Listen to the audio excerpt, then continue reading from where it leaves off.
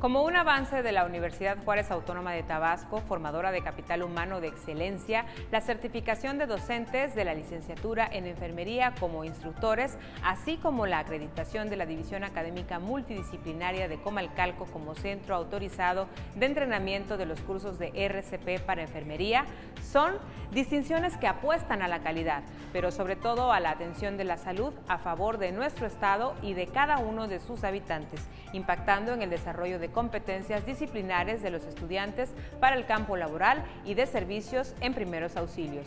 Su éxito radica en la intervención del personal capacitado adecuadamente, brindando certeza a los sectores públicos y privados de las competencias de estudiantes y egresados.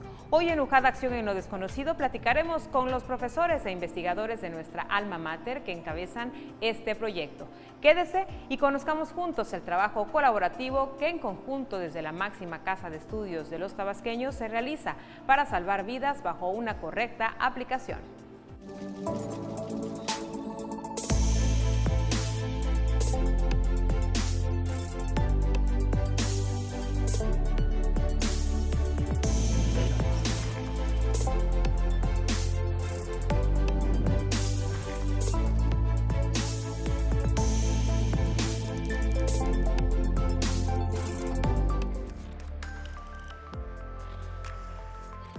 El día de hoy nos visitan profesores e investigadores de la División Académica Multidisciplinaria de Comalcalco, donde aprenderemos una forma también de estas maniobras o mecanismos que nos pueden salvar la vida.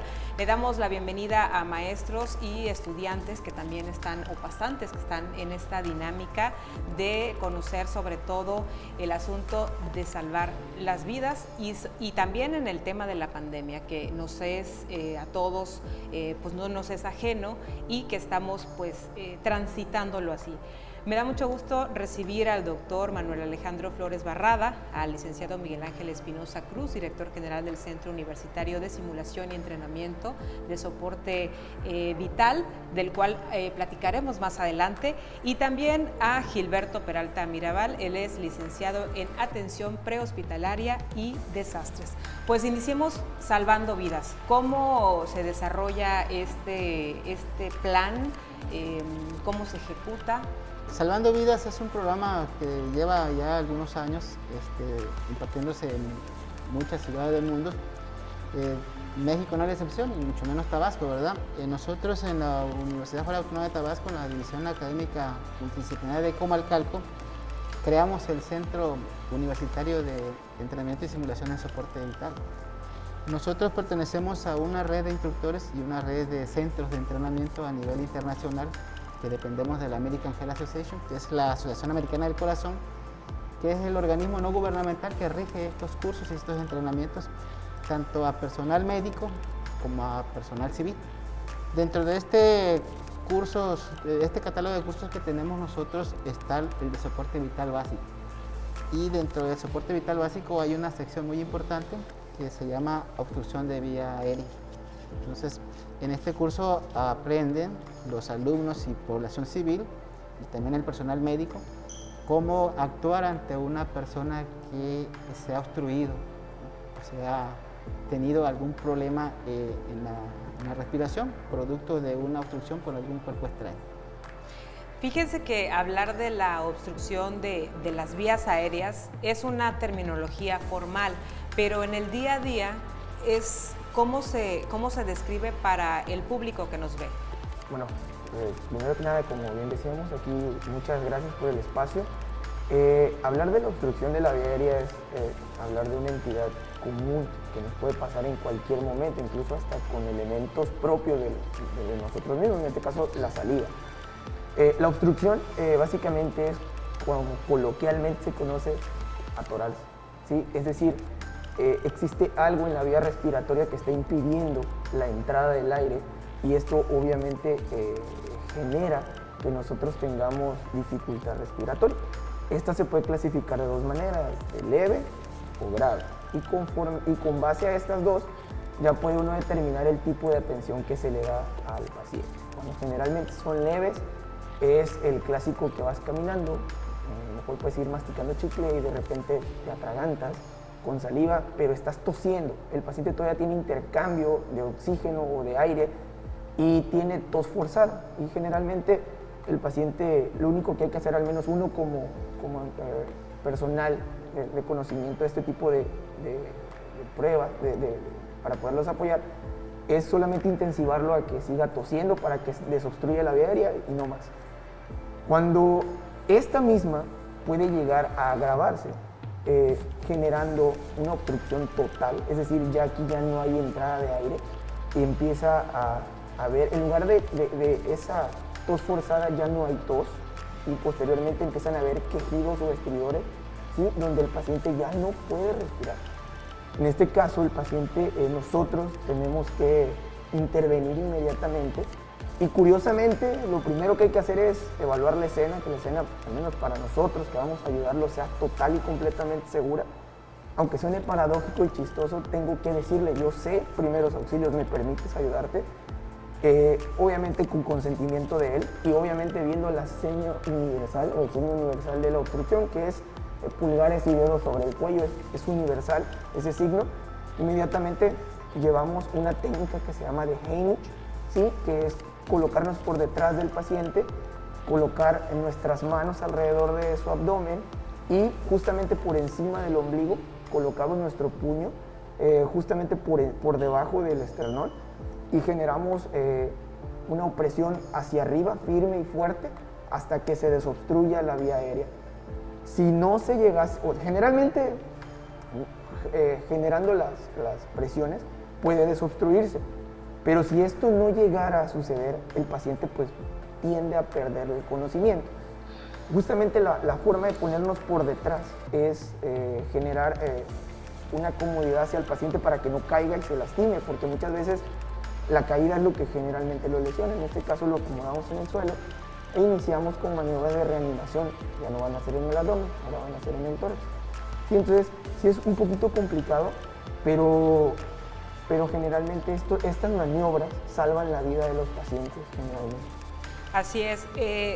Ahora más adelante nosotros vamos a mostrar imágenes de que en diversas etapas se pueden aplicar estas maniobras o estos mecanismos de ayuda que son de vital importancia tanto para hombres como mujeres, para la vida misma, ¿no? Pero también sucede en los bebés. En esta etapa o en este momento de pandemia, se ha socorrido, se ha solicitado su ayuda, ¿cómo lo han vivido desde el término de ayuda? Bien, más que nada durante esta pandemia, la problemática principal que se ha tenido es en las personas adultas mayores. Afortunadamente la población pediátrica no ha sido tan afectada en lo que es por la pandemia de COVID. Sin embargo, el problema o la principal problemática que tenemos es el descuido de los padres o el cuidador. Se menciona en la literatura que los pacientes pediátricos o lactantes no pueden lesionarse por sí solos, sino que hay un responsable y el responsable es el cuidador. Platicábamos hace un momento con el licenciado Miguel que la problemática principal es que no tenemos una estadística para saber cuántas de estas personas o los niños o los bebés mueren por asfixias o por ahogamientos o por atragantamientos, que sería la forma más correcta o la forma coloquial de decirlo, porque lamentablemente la clasificación que se le ha dado a este tipo de muertes son lesiones accidentales, más no lesión por atragantamiento. Entonces las lesiones accidentales puede ser porque se cayó en una piscina, porque se tragó una moneda, una canica o etcétera. Entonces aquí el principal estímulo a la población es siempre mantener el cuidado hacia los bebés. La obstrucción de vía aérea en los lactantes, estamos hablando de 0 días de nacido hasta los 12 meses, es diferente a la que comentaba el doctor Barradas, puesto que la técnica varía y lo primero que va a variar es pues que los niños o los bebés no se van a llevar la mano al cuello, no van a tener la señal universal de atragantamiento, ¿no? Entonces, lo primero es identificar los signos y síntomas específicos de cuando el bebé se está atragantando, que esto pues va a hacer que el niño tiene salida de lágrimas sin llanto, no emite ruidos. Como mencionaba el doctor Barradas, existen 2 tipos de obstrucciones de la vía aérea o atragantamiento, la leve y la grave, o la parcial y la total. La parcial es cuando la persona puede emitir sonidos o puede generar ciertos sonidos, y la total es cuando la persona ya no emite sonidos, no puede respirar, no puede toser, no puede hablar. En el caso del bebé no nos va a poder hablar porque pues sabemos que a esa edad no emiten palabras todavía. Entonces lo vamos a notar por la incomodidad del bebé, lo vamos a notar por la coloración del bebé. Entonces si comienza a tornar una coloración azulada, cianótica que le llamamos normalmente, o moradito el paciente, lo ideal es tomarlo por la parte de abajo de la espalda, cubriendo la cabeza en nuestra mano.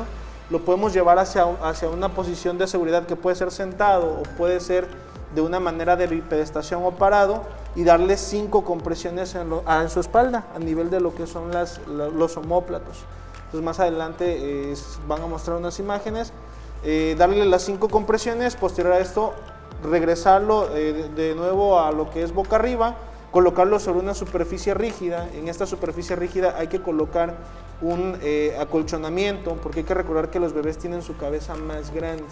Entonces, si no colocamos este acoginamiento de lo que es los hombros hacia abajo, la cabeza del bebé queda hacia el frente y esto sigue obstruyendo por anatomía la vía aérea del bebé. Entonces, lo importante es colocar un acoginamiento y posteriormente dar 5 compresiones a nivel de las tetillas, en la parte del esternón, con el dedo medio y anular, 5 compresiones para ver si el paciente puede desobstruir la vía aérea. ¿Cómo nos vamos a dar cuenta si se desobstruyó la vía aérea? Bueno, el paciente va a emitir llanto, va a emitir algún sonido. ¿Qué le parece o qué les parece si vamos a una pausa promocional y regresando vamos a platicar más acerca de toda esta información?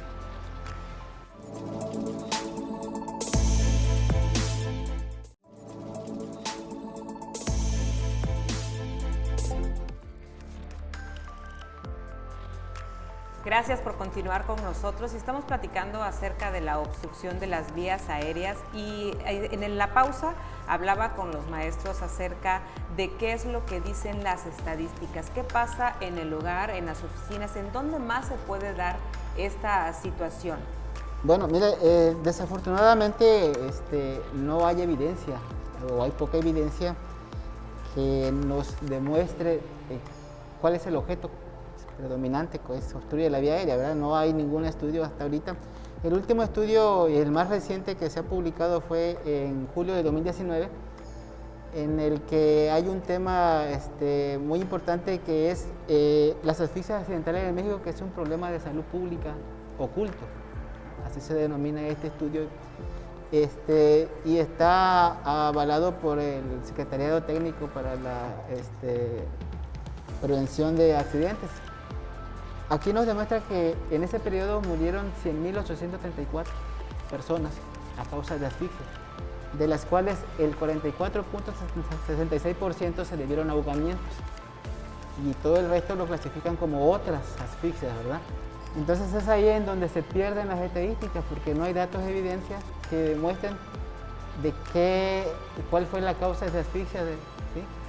Aparte de los ahogamientos, en la clasificación internacional de enfermedades la clasifica aparte, una clasificación aparte, que es ahogamiento en medio acuoso. Entonces esto dificulta para tener una evidencia estadística de que realmente cuál es el objeto que produce el atragantamiento. Sin embargo, hay una estadística que emite la Comisión Nacional de Salud y Nutrición, en la que dice que más del 30% de estas muertes las representan en la población infantil, es decir, a los menores de 5 años. Hay un porcentaje entre 18.23% representa a las adolescentes. Y un hecho muy importante es que estas muertes por ahogamientos se dan entre los meses de abril a agosto, es decir, en periodos vacacionales. ¿Se dan más este tipo de accidentes? De accidentes como resultado de ahogamientos en medios líquidos o en medios acuosos, ¿verdad? Hay otro estudio que demuestra que la población vulnerable, que son entre niños menores de 5 años hasta adultos mayores, estamos hablando de arriba de los 80 años, representan el 38.2% de las muertes, de todas las muertes por ahogamiento o por asfixia, ¿no? Y generalmente el 30% de estas defunciones se lleva a cabo en los hogares y el 18% en las guarderías. Entonces estamos hablando que las personas vulnerables, es decir, los niños y los adultos, son los que están padeciendo estas disfunciones por asfixia, ya sea por atragantamiento, por algún objeto extraño en la vía aérea. Y como decía Gilberto, es un problema legal, ¿sí? Porque pues como decíamos que el niño se asfixia al momento de la toma de la leche, que generalmente también se demostró que los horarios en los que se presentan frecuentemente estos accidentes están desde las 6 de la mañana a las 2 de la tarde, más o menos. Que si nosotros somos un poquito más meticulosos, es en donde el niño inicia la primera toma de biberón, por decirlo así, ¿no? Y por un descuido se puede también broncoaspirar. Entonces, tenemos en cuenta que la obstrucción de la vía aérea se da por diferentes mecanismos. Uno de ellos fue por aspiración de contenido gástrico, puede ser por ahorcamientos, por estrangulamiento, por ahogamiento en medios líquidos, por sofocación, por la terminación o la falta de oxígeno en espacios abiertos, ¿verdad? Y también por la obstrucción de la vía aérea, por algún cuerpo extraño. Entonces esos son los mecanismos.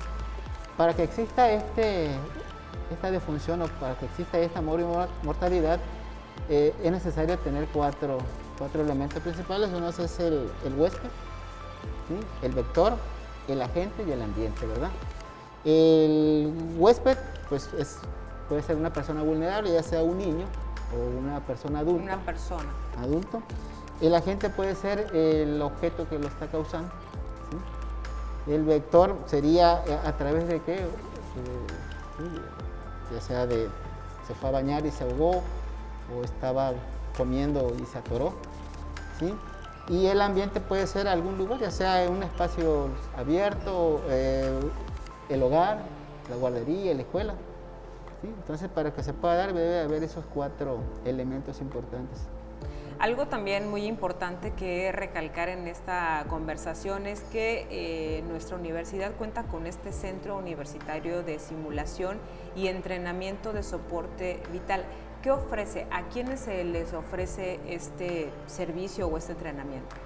Bueno, mire, el Centro Universitario de Entrenamiento y Simulación en Soporte Vital se crea por la preocupación de nuestro director, ¿verdad?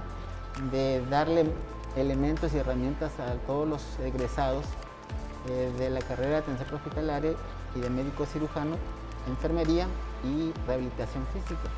Que ellos salgan con elementos, con herramientas para hacer frente a una situación de urgencia que pueda presentarse en su campo laboral. El Centro de Entrenamiento y Simulación en Soporte Vital está avalado por un organismo internacional, que es la American Heart Association. Ellos, nosotros pertenecemos como centro internacional, ¿sí? Avalado por ese organismo no gubernamental. Ofrecemos un catálogo de cursos, entre ellos tenemos el BLS, que es el soporte vital básico, el RCP básico, que está destinado tanto a estudiantes en formación como a egresados y público en general, profesionales de la salud, que necesitan dentro de su formación académica tener certificaciones internacionales que avale que ellos son proveedores, ¿sí? Y que puedan salvar una vida. También tenemos otro curso que se llama RCPE, que es la reanimación cardiopulmonar para enfermería. Es un curso dirigido específicamente para enfermeras o enfermeros, en la que ellos adquieren habilidades teóricas y prácticas para hacer frente a una emergencia cardiovascular, ya sea en su ambiente laboral, ¿sí? O como currículum. Tenemos otro curso que se llama PHTLS, que es el Hospital Life Support, que es la atención prehospitalaria. Es un curso avalado por la Asociación Nacional de Técnicos en Emergencia Médica de los Estados Unidos. Y también tenemos instructores formados. Todos nuestros instructores están certificados internacionalmente y avalados internacionalmente. Ellos llevan un proceso de formación que los avala y que tienen un registro a nivel mundial en donde ellos son instructores certificados y avalados por los diferentes organismos. Este curso de atención prehospitalaria, de PHTLS, está dirigido principalmente a todas aquellas personas que se dedican a la atención médica prehospitalaria. En este caso podemos hablar de profesionales como Gilberto, que es licenciado en atención prehospitalaria y desastres, a los técnicos en atención médica prehospitalaria, médicos, enfermeras y todas aquellas personas interesadas en brindar la atención prehospitalaria. Gilberto, en una situación de riesgo, ¿cuáles han sido tu perspectiva o cómo decides tomar esta carrera y salvar vidas? Bien, antes que nada se tiene que tener vocación para hacer lo que normalmente se vive en el ambiente prehospitalario. Son dos cosas o dos mundos distintos, el ambiente hospitalario y el ambiente prehospitalario. El doctor Barrada no me dejará mentir, puesto que el ambiente hospitalario está en un área controlada. Están las enfermeras, hay un equipo de seguridad, están los doctores, tienes una sala o un quirófano ya preparado para ti. Sin embargo, en el área prehospitalaria llegamos a áreas que muchas veces pueden ser áreas tranquilas o en otras ocasiones pueden ser áreas hostiles, áreas donde vamos a encontrar a gente agresiva, con objetos, o a lo mejor la persona que lesionó al usuario en ese momento todavía sigue en el lugar, todavía tiene el arma con el que fue lesionado, un cuchillo, un arma de fuego. Entonces se tienen que tener muchos elementos. Como bien mencionaba el licenciado Miguel, existen cursos de certificación como lo es el Pre-Hospital Trauma Life Support o el PHTLS, en el cual nos brindan herramientas teóricas que son aplicadas en el ámbito prehospitalario, en el cual nos dan unos pasos a seguir para poder asegurar esta escena, ¿no? Una impresión general, nosotros evaluar antes de ingresar con el paciente el área a la cual estamos ingresando, y si vemos que es un área insegura para nosotros, retirarnos antes de que sea demasiado tarde, no ingresar y que nos agredan cuando pudimos haber evitado esas lesiones. Entonces, esos tipos de cursos nos ofrecen a nosotros herramientas en las cuales podemos nosotros ver en el lugar o en la escena, y pues bueno, son diferentes ambientes que se viven en las diferentes etapas de la atención prehospitalaria. Y pues bueno, la otra vertiente de desastres, como ahora lo estamos pasando en las inundaciones del estado, son otros diferentes tipos de ambiente. ¿Por qué? Porque en el área de desastres, o la vertiente que nosotros tenemos hacia desastres, es la parte de organizar albergues, la parte humanitaria, de ir a ayudar a la gente que está inundada, la parte del voluntariado, porque si bien muchos compañeros ya están contratados, tienen un horario de trabajo, muchas veces tienen que pasarse de su horario de trabajo porque así se los exige, pasar días 24 horas sin dormir porque tienen que ir en lanchas, tienen que otorgar despensas, dar colchonetas, organizar a esta población y atenderlos de la parte o del sentido o el valor humanitario, ¿no? Tener esa humanidad con las demás personas. Entonces, va dependiendo en el área que nos vamos enfocando las diferentes emociones que nosotros podemos vivir. Pues agradecemos, como siempre, la participación de la División Académica Multidisciplinaria de Comalcalco. Sin duda, esta información que nos traen es de vital importancia. Le invitamos a que se acerque a conocer y sobre todo a reconocer el trabajo de todo este personal que salva vidas, y que también es importante en este programa que van a conocer todas estas maniobras que puede usted aprender de una manera fácil y que sin duda pues no deja de ser siempre útil para cada uno de nosotros. Muchísimas gracias por habernos acompañado en UJAT, Acción en lo Desconocido. Hasta pronto.